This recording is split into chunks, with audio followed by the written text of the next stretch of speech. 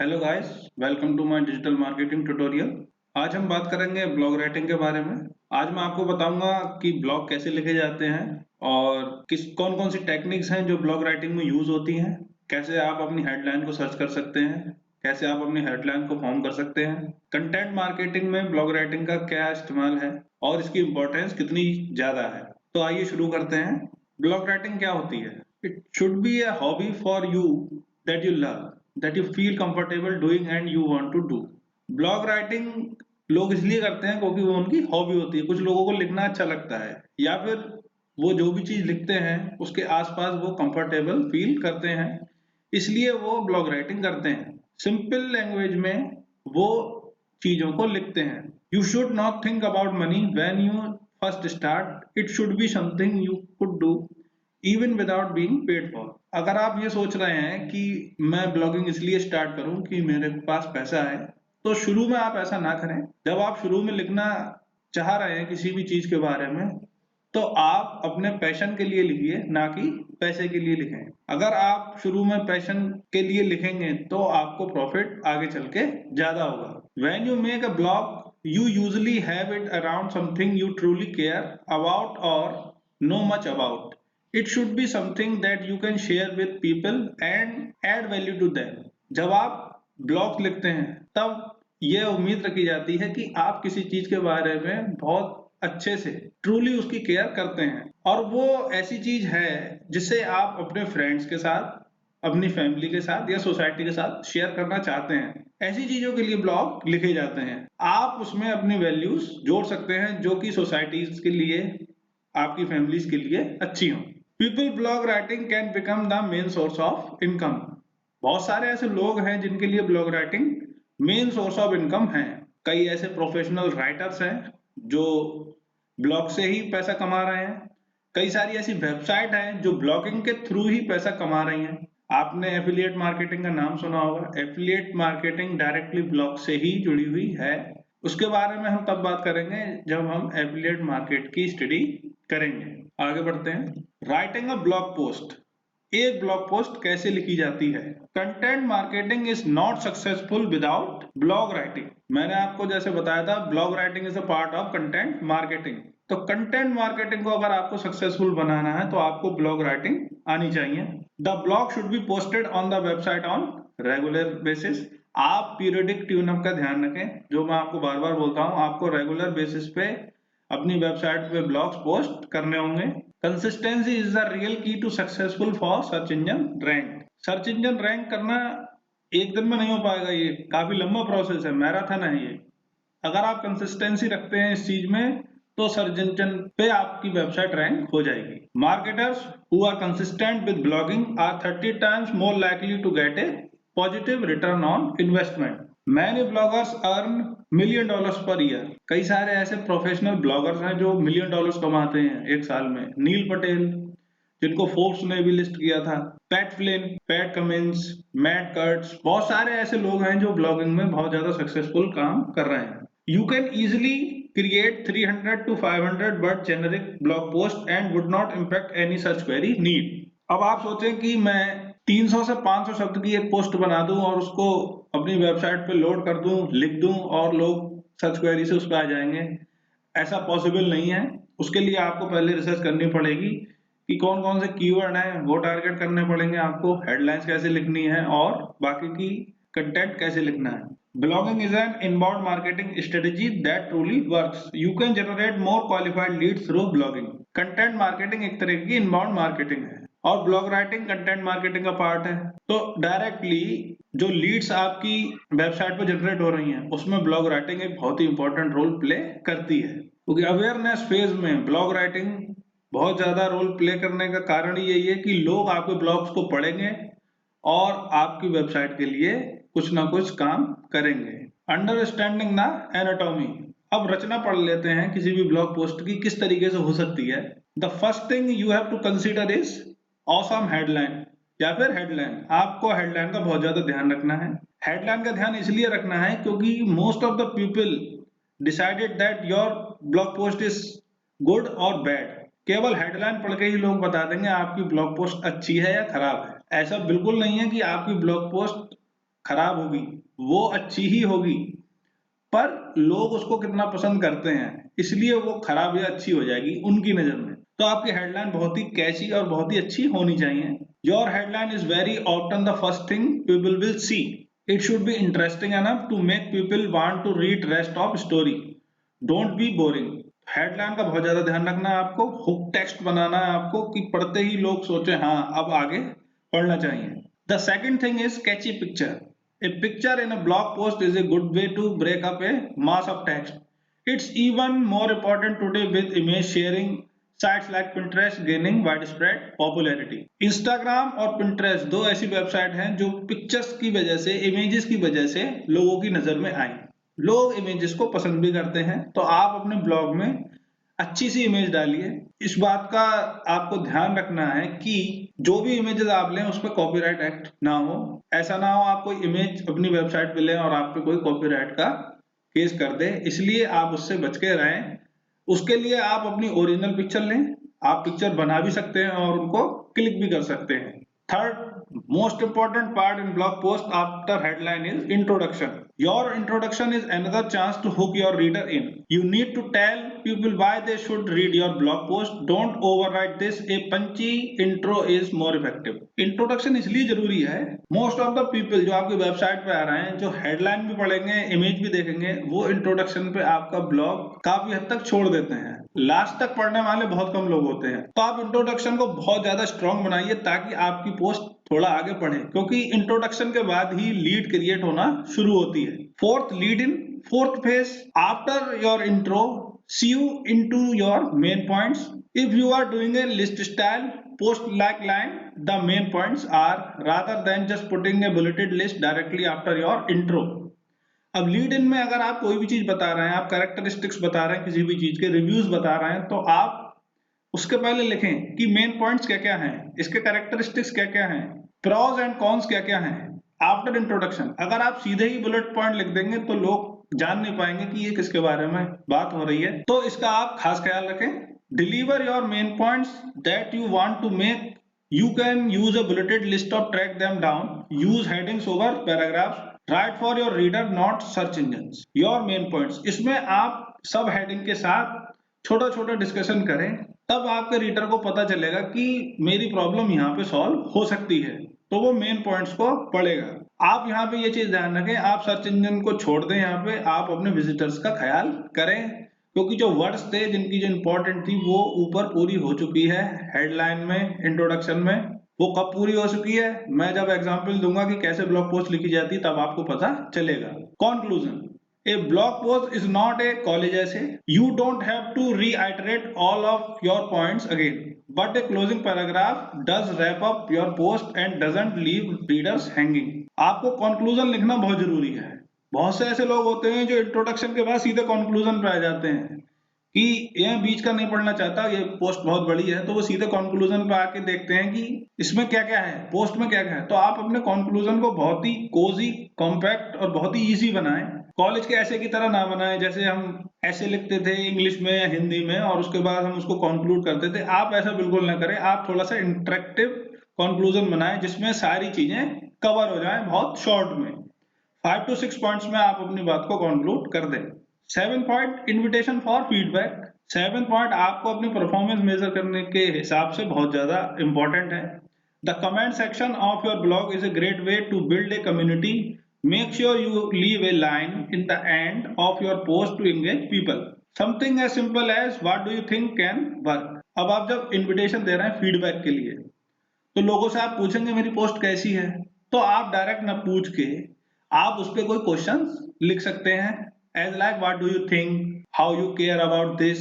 अगर आपके कोई पॉजिटिव या फिर इसकी निगेटिव जो चीजें हैं वो मेरे को आप बता सकते हैं। बहुत ही फ्रेंडली वे में आप इसको करें, ऐसा लगे कि एंटरटेनिंग भी है और कम्युनिकेशन भी हो रहा है। 8th पॉइंट, यूजर एक्सपीरियंस बढ़ाने के लिए 8th पॉइंट बहुत ज्यादा इंपॉर्टेंट है, related post and comments and sharing. जब आपका ब्लॉग खत्म हो जाए तो उससे रिलेटेड पोस्ट उसके नीचे आनी चाहिए। सपोज आप फोर्स पे लिख रहे हैं आर्टिकल या फिर कोई ब्लॉग, तो उसके नीचे frictional force, dynamic force, static frictional force, सारी चीजें उसके अंडर में आनी चाहिए और वो ब्लॉग उसके नीचे ही दिखने चाहिए, ताकि जो अच्छे रीडर्स हैं, जो आपके ट्रू विजिटर्स हैं, वो सीधे उन्हीं ब्लॉग के पास चले जाएं जो उससे रिलेट करते हैं। और आप कमेंट सेक्शन में उसमें डालेंगे जरूर, ताकि लोग कमेंट करके क्वेश्चन भी पूछ सकें और अपनी राय भी दे सकें। एनाटॉमी की कुछ खास बातें हैं जो आपको ध्यान रखनी है।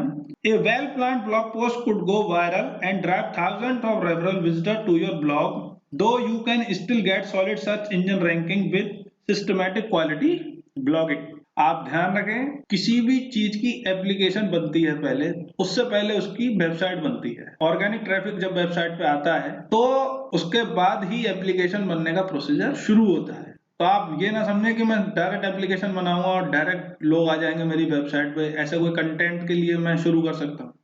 आप पहले वेबसाइट बनाएं, आप पहले अपनी अवेलेबिलिटी चेक करें, अपनी ड्यूरेबिलिटी चेक करें, अपना मेजरमेंट करें कि आप काम भी कर पाएंगे या नहीं, उसके बाद ही शुरू करें। You have to make sure to identify what my readers want to read and to define the problem that they want to solve. Targeting long tail keywords contributed immensely to the search result, but in the real key to that success was a strategic blogging. कुछ लोग उसको बहुत अच्छे से follow करते हैं, long tail keyword की strategy को। This is a good representation of the blog post structure, जो मैंने अभी आपको बताया था। Philosophy of blogging has to be rooted in a commitment to giving massive value. जो दर्शन है किसी भी पोस्ट का, फिलॉसफी है, वो इस बात में छुपी है कि आप उस पोस्ट में कितनी ज्यादा वैल्यूज प्रोवाइड कर रहे हैं, आपकी पोस्ट कितनी ज्यादा रियल है। आपकी पोस्ट रियल होनी चाहिए, लगनी नहीं चाहिए। Effect on page SEO process.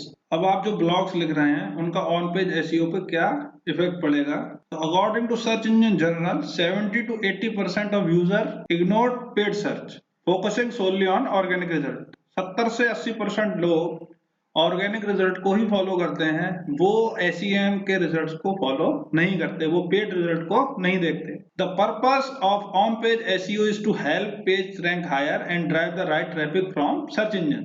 सोनली जो ऑर्गेनिक पीपल है जो आपकी वेबसाइट पे आ रही है, वो आपकी पेज की रैंक भी हायर करती है और राइट ट्रैफिक लेके आती है आपकी वेबसाइट पे।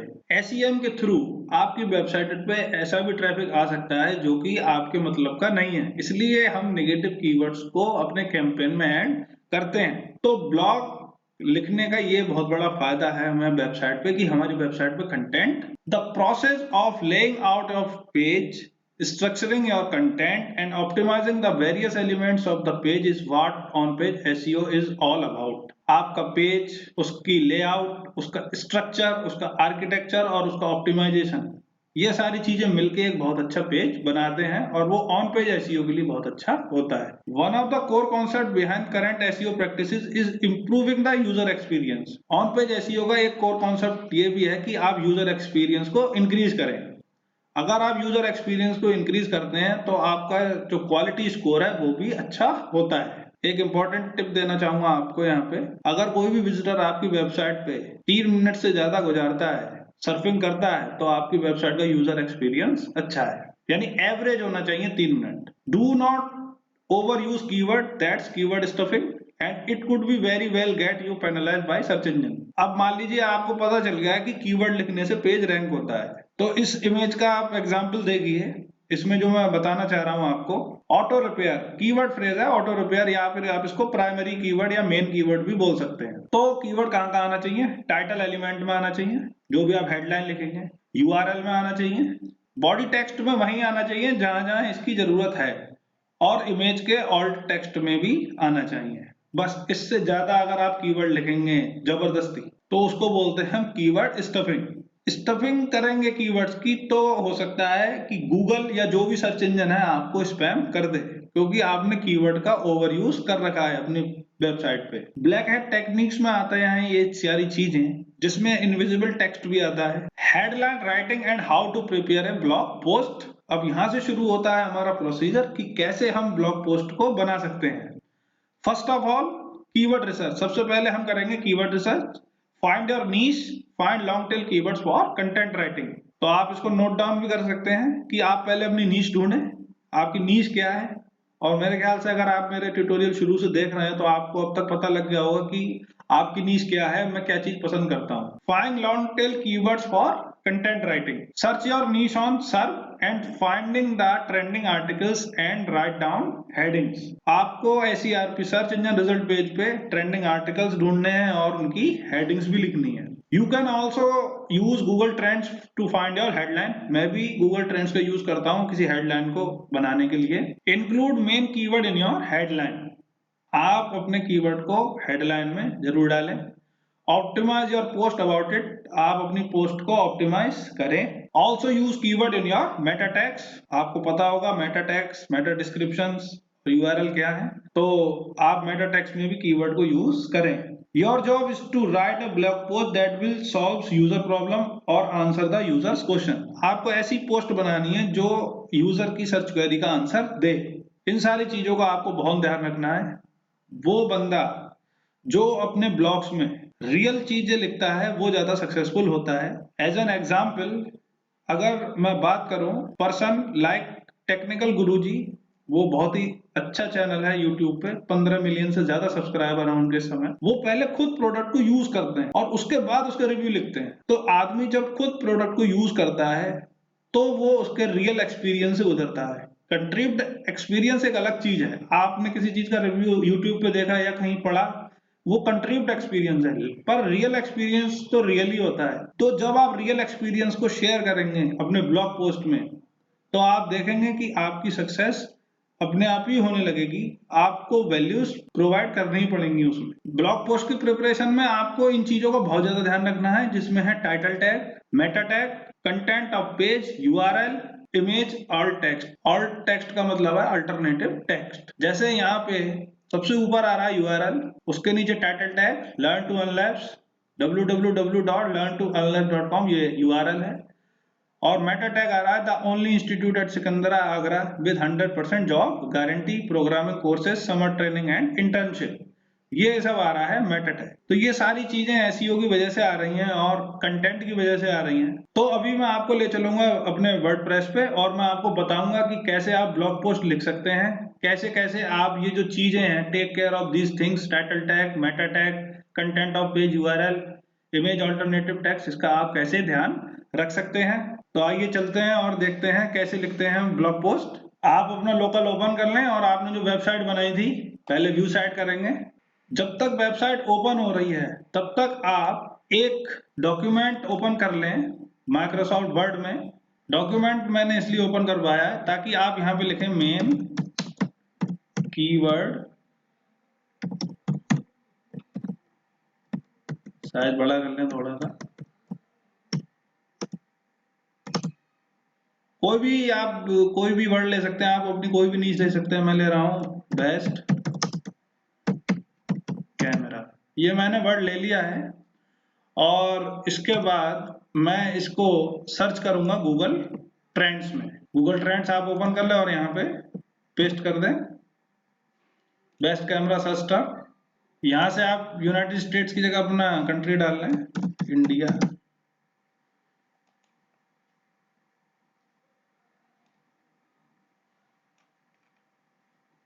मेरा प्राइमरी कीवर्ड था बेस्ट कैमरा और उसके लिए जो पहले नंबर पे इधर ब्रेकआउट टॉपिक आ रहा है वो आ रहा है बेस्ट कैमरा फोन 2020.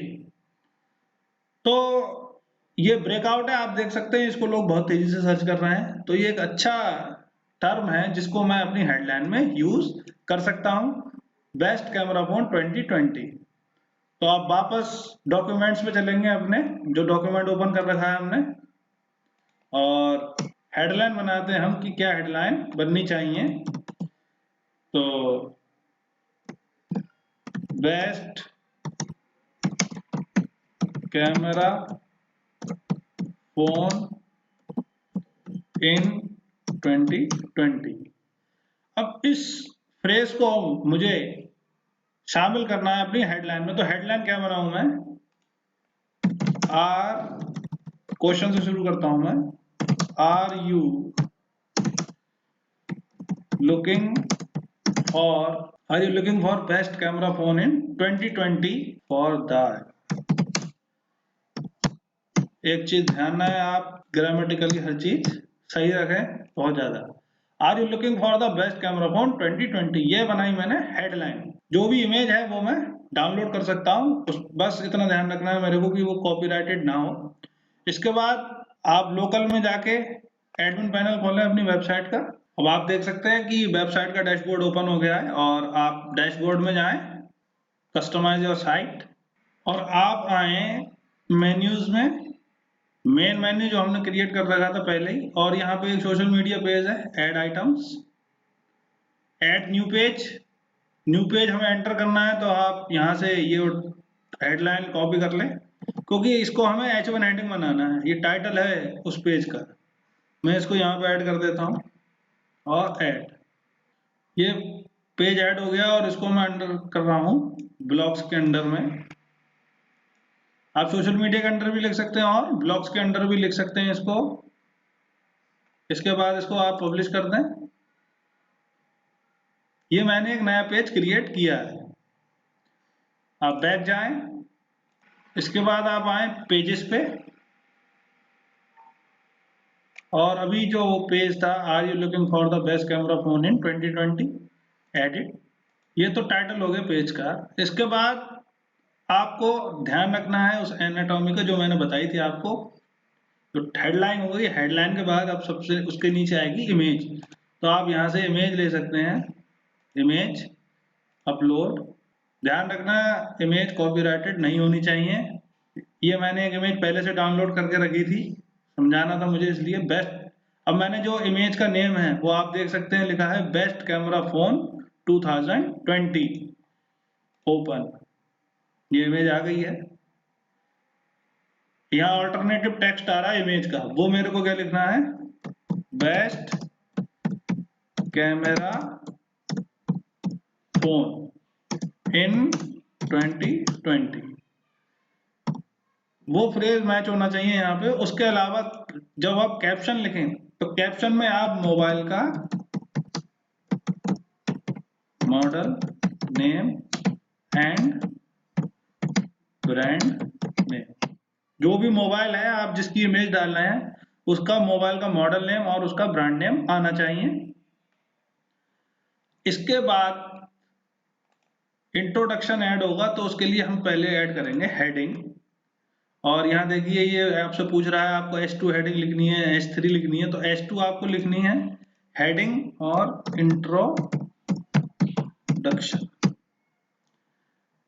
यहाँ से भी आप चेंज कर सकते हैं H1, H2, H3, जो बनाना चाहें आप हेडिंग को वो बना सकते हैं। आप यहाँ से H1 भी बना सकते हैं। और इसके बाद आप ऐड कर सकते हैं पैराग्राफ।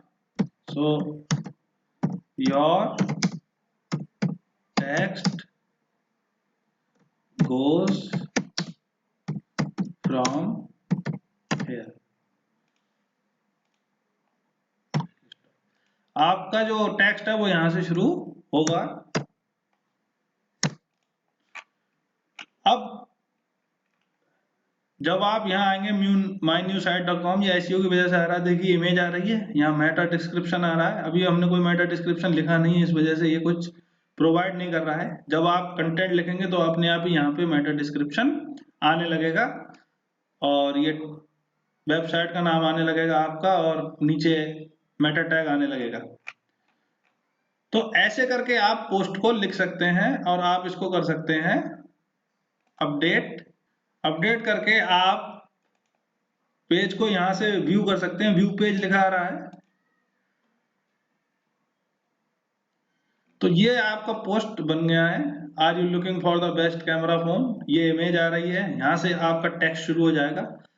अब मैं इसकी कोडिंग चेक करता हूँ, सोर्स कोड मेरे को चेक करना पड़ेगा कि मैंने उन चीजों का ख्याल रखा है या नहीं रखा है जो मैंने आपको बताई थी। आप सोर्स कोड ओपन कर सकते हैं Ctrl+Shift+I, या फिर आप उसको यहाँ 3 डॉट से भी ओपन कर सकते हैं, मोर टूल्स और डेवलपर टूल्स। अब मैं यहाँ से सर्च करता हूँ यहाँ पे कौन सी चीज है या नहीं है। देखिए ये H1 हेडिंग है, यहाँ लिखी आ रही है H1 हेडिंग, यहाँ भी लिखा आ रहा है H1 पेज हेडर टाइटल। उसके बाद अगर मैं इंट्रोडक्शन पे क्लिक कर रहा हूँ तो ये लिखा आ रहा है H2। तो इन चीजों का आपको ध्यान रखना है। दूसरी चीज, जब आप URL को देखेंगे तो इसमें देखिए क्या आ रहा है, are you looking for the best camera phone in 2020? वो सारी चीजें लिखी आ रही हैं इसमें जो मैंने हेडलाइंस में लिखी हैं। आप 2020 को शामिल नहीं भी कर सकते हैं, ये आपके ऊपर डिपेंड करता है, क्योंकि कई बार ऐसा कहा जाता है, ब्लॉगर वैसा भी बोलते हैं कि डेट्स को यानी नंबर्स को अपने यूआरएल में नहीं लाना चाहिए, पर ये मेरे हिसाब से एकदम ठीक है। आप 2020 को इंक्लूड कर सकते हैं क्योंकि ये बिल्कुल बाद में आ रहा है। आगे के एड्रेस में आपके कोई भी स्पेशल सिंबल या नंबर नहीं है, तो यूआरएल में वो चीज आ गई। अगर मैं डिस्क्रिप्शन लिखूंगा तो वो मेटा टैग में भी आ जाएगी, और डिस्क्रिप्शन के लिए योस्ट एसईओ ऑटोमेटिकली उन चीजों को कवर करेगा। तो इस तरीके से आप ब्लॉग लिख सकते हैं। अब ये तो मैंने लिख लिया वर्डप्रेस से, आप चाहें तो एलिमेंटर से भी इसको लिख सकते हैं। अगर आपको जिसमें इजी लगता है, वर्डप्रेस में चाहें तो वर्डप्रेस में लिख सकते हैं, और एलिमेंटर में चाहें तो एलिमेंटर में लिख सकते हैं। आप इस तरीके से एक परफेक्ट ब्लॉग पोस्ट बना सकते हैं। क्रिएटिविटी आपके ऊपर डिपेंड करती है। आप अगर कंटेंट के लिए आइडिया लेना चाहते हैं तो आप ओपन कर सकते हैं ऊपर सजेस्ट कीवर्ड टूल, और आप यहाँ पे लिख दें कौन सा कीवर्ड था, बेस्ट कैमरा। ध्यान है यहाँ प्राइमरी कीवर्ड लिखना है आपको, और कंट्री सिलेक्ट कर ली इंडिया, सर्च। अब यहाँ से देखिए बेस्ट कैमरास का रिव्यू आ रहा है। एसईओ डिफिकल्टी 53, पेड डिफिकल्टी 100 है, बहुत ज्यादा है जो कि। आप यहाँ से कंटेंट आइडिया पे क्लिक कर सकते हैं, और जो भी नंबर 1 पे पेज आ रहे हैं वो सब आपको यहाँ पे मिलेंगे। यहाँ से जो पेजेस ओपन होके आ रहे हैं आप देख सकते हैं कि उनका कंटेंट कैसा है, तो आप उसको ओपन कर सकते हैं। ओपन न्यू टैब, 2 वेबसाइट मैंने ओपन करी है। पहली वेबसाइट ओपन करके देखते हैं उसमें क्या है। देखिए दोनों वेबसाइट ओपन हो गई हैं। जो फर्स्ट 2 रिजल्ट थे वो मेरे कंप्यूटर हैं, क्योंकि इस सर्च क्वेरी के लिए उनकी वेबसाइट रैंक हो रही है। तो इसकी जो हेडिंग है वह 10 best dual camera phone under 20,000, और अगर आप इसका यूआरएल चेक करें तो वो भी है best dual camera smartphone under 20,000। उसके बाद फोन के मॉडल्स लिखे आ रहे हैं और उनके रिव्यू लिखे आ रहे हैं। आप यहाँ से आइडिया ले सकते हैं। और उसके बाद दूसरी वेबसाइट जो है उसमें भी आ रहा है इसकी heading, here are 8 best dual camera smartphone to buy right now from the cheapest to most expensive। मुझे नहीं लगता ये चीज लिखने की कोई जरूरत थी, from the cheapest to most expensive. आपके हेडलाइन छोटी होनी चाहिए, क्रिस्प होनी चाहिए, कि सीधे ही लोग उसको पढ़ के बता दें कि ये पोस्ट कैसी है। Xiaomi G5 और कई सारे ब्रांड इन्होंने उसको देख रखा है और बता रखा है। ऐसे करके आप ऊपर सजेस्ट से और भी कंटेंट के आइडियाज ले सकते हैं। ऐसी वेबसाइट आ रही है thebackloop.com, yourcrochet.com, adorma.com, बहुत सारी वेबसाइट इस पे आ रही हैं। आप कहीं से भी आइडिया ले सकते हैं कि आपको क्या कंटेंट लिखना है और कौन कौन से ऐसे कीवर्ड्स हैं जो आपको अपनी कंटेंट में शामिल करने हैं। लॉन्ग टेल कीवर्ड के लिए आप दोबारा ओवरव्यू पे जाएं, और आप यहां से लॉन्ग टेल कीवर्ड के भी आइडिया ले सकते हैं। बेस्ट कैमरा फोन अंडर 20,000 और भी देख सकते हैं। यहाँ से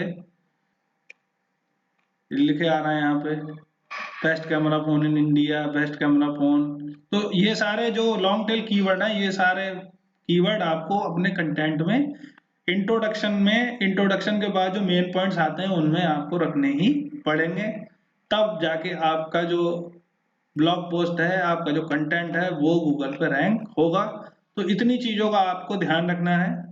मैं उम्मीद करता हूं कि आपको अब पता चल गया होगा कि कोई भी ब्लॉग पोस्ट कैसे लिखते हैं। आई होप आपको बातें समझ आई होंगी। अगर आपकी कोई भी क्वेरी है तो आप कमेंट बॉक्स में लिख सकते हैं, या फिर आप लॉग इन कर सकते हैं www.learntounlearn.com/contactus.php। हम आपकी क्वेरी सॉल्व करने की पूरी कोशिश करेंगे। Thank you.